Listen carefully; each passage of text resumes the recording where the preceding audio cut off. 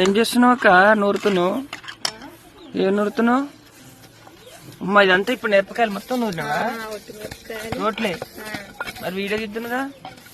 నువ్వు కదా ఎటువైనా ఒట్టి మిరపకాయలు ఏంటిది గోంగూర పచ్చడి వేస్తే